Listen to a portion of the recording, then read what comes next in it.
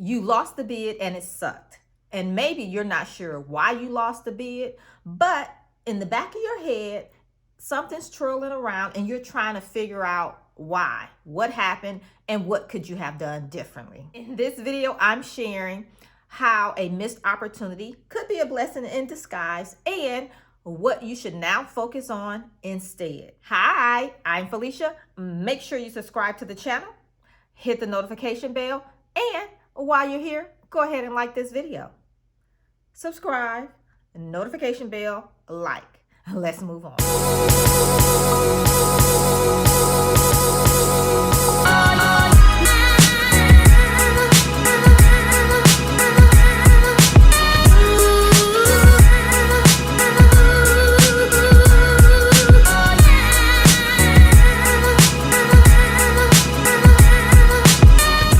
I know the feeling of taking the time and effort to submit a bid and then sitting, waiting, almost like the elections that we're dealing with right now that is going longer than we anticipated. And so everybody's on pins and needles trying to figure out, wait and see, do the calculations and figure out and listen for who wins.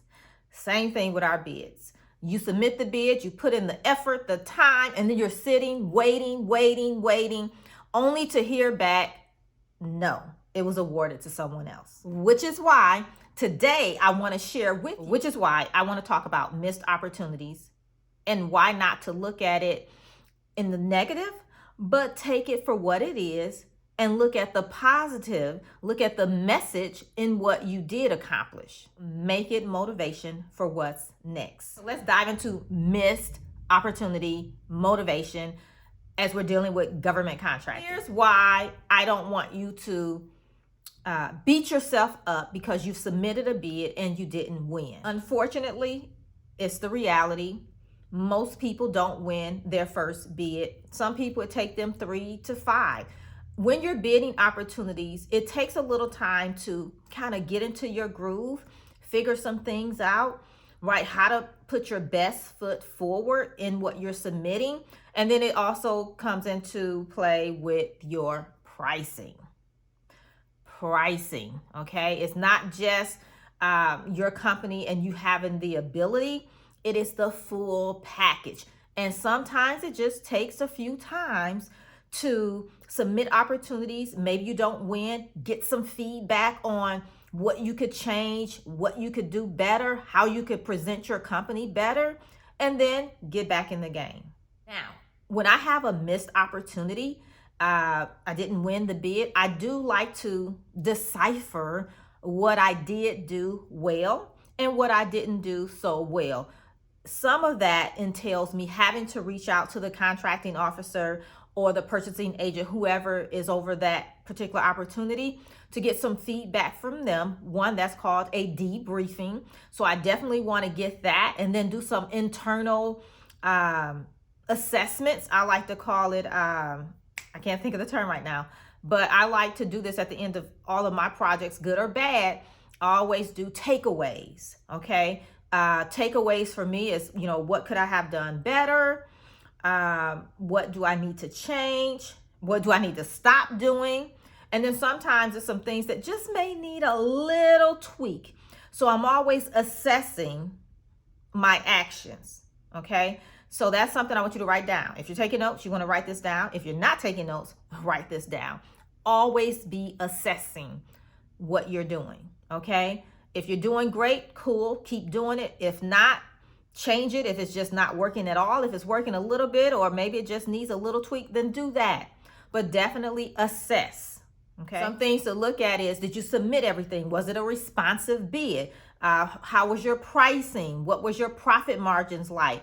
Did you have the past performance that they were looking for? Did you meet all of the requirements that they were looking for? I actually had a client today on my Contractors Edge Bootcamp call where she brought a bid to the table, and I actually pulled it up on the screen, went through it and everything like that. And what we found is, 1, she didn't meet the requirements. 2, the contract was way larger than she realized. So again, she still couldn't do it on her own. So of course we talked about approach, different strategies, and other ways she could approach this opportunity.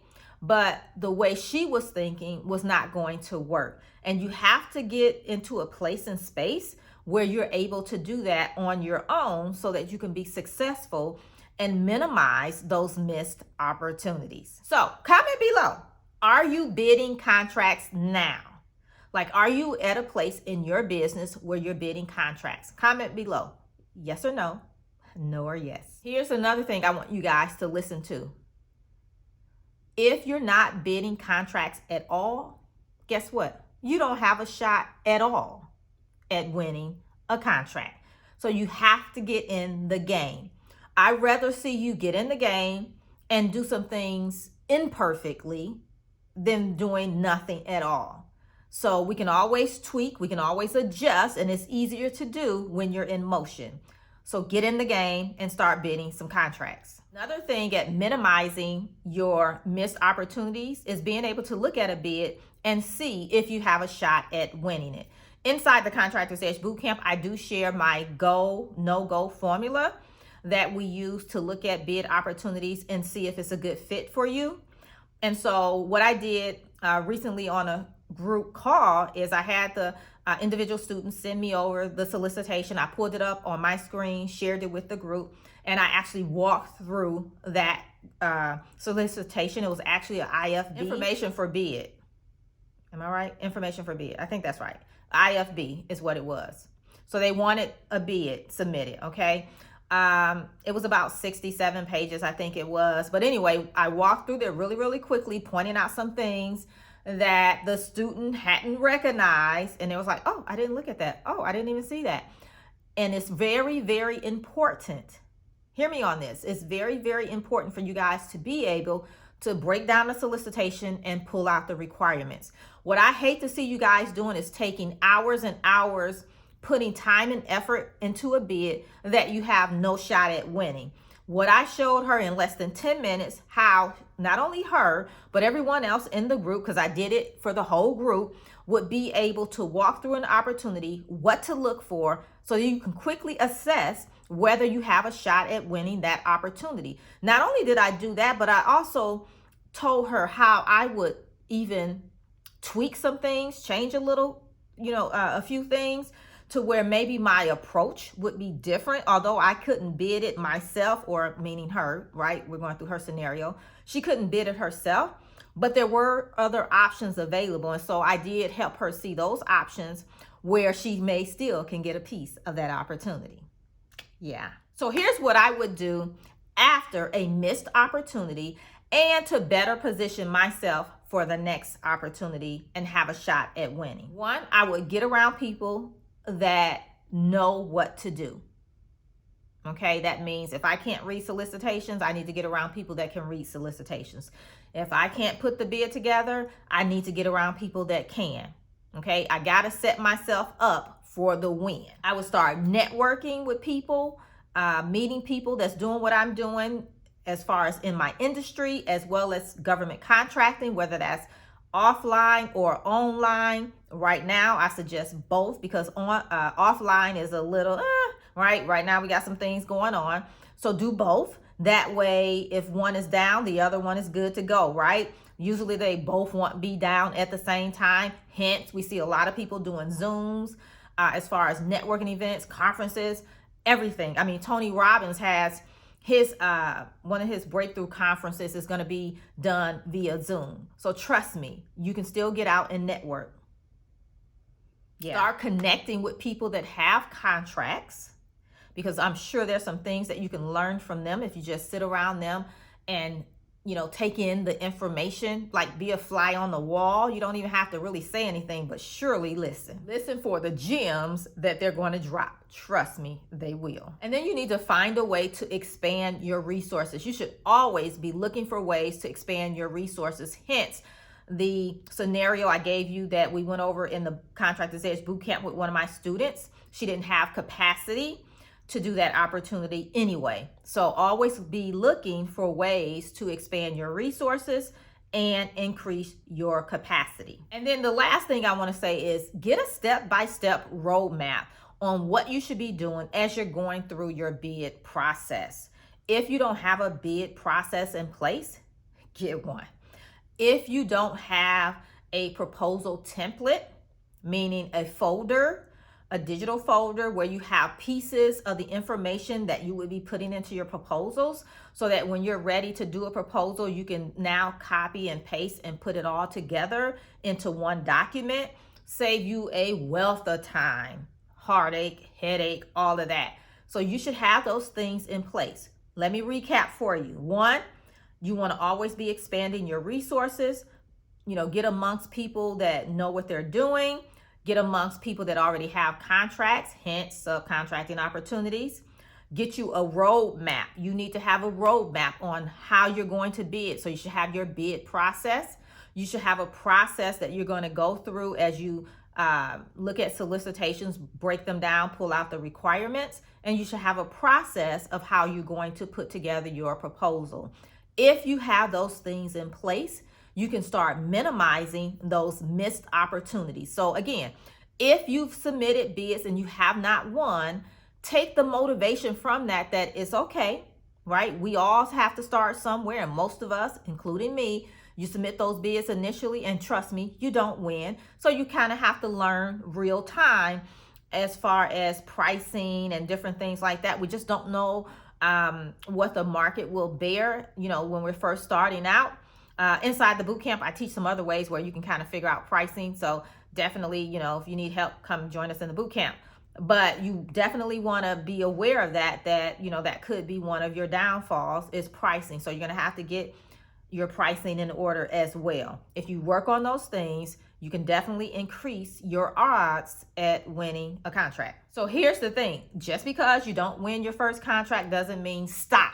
Go find something else to do. No, stay in the game and understand that new opportunities will come out and you will get better at this. Don't beat yourself up when you lose a contract. Just say, okay, what do I need to do differently the next time? What do I need to change? What do I need to do better? What should I be tweaking? Think of it that way. Now, some of that could be maybe looking for smaller opportunities to bid, maybe looking for some subcontracting opportunities. Maybe it's a different customer you need to be looking at. Maybe it's a different marketplace, whether it's, the state government, county government, federal government, private sector, or corporate. Maybe you just need to find a different area, right? Just depending on what you're offering, how you can fit in, what the customer wants, if you can meet their capacity as far as delivering on the opportunities. Definitely look at those things. Lastly, you may have to change your approach, okay? Approach is so important, and it definitely spills over into the activities that you'll have to take, what will be required of you. That could be a game changer for sure, just changing up your approach. So there you have it. What to look for, what to think about, what changes to possibly make when you lose a bid, but also look at it as a missed opportunity and take the motivation from that to go out and do it again. Trust me, if you continuously do it, continuously be it, you will win.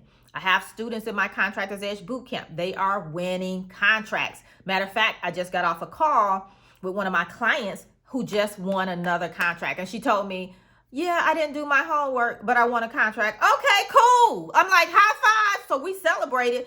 Yes, she didn't do her homework, but she did something better. She won a contract. That is the ultimate goal, right?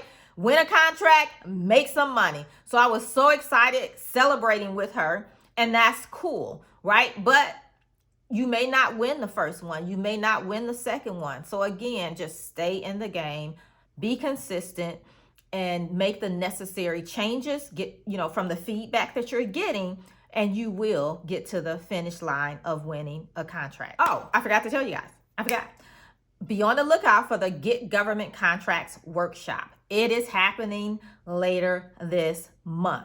If you're on my email list, no worries. You'll get the email notification so you can get registered, get the workbook, and come join us. We'll also share it here on social media as well. But if you definitely want to make sure you get in, because last time I think we had over 500 students join us for the Get Government Contracts workshop.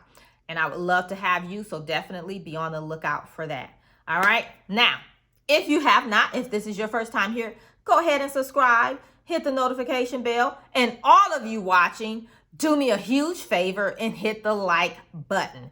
I want to see how many likes could we get this time versus how many people are watching, because I know some people be lurking and they're watching because I can see it. So go ahead, like this video. And remember, you're just one contract away. Just one. All right. So until next time, I'll see you right back here real soon. Bye for now.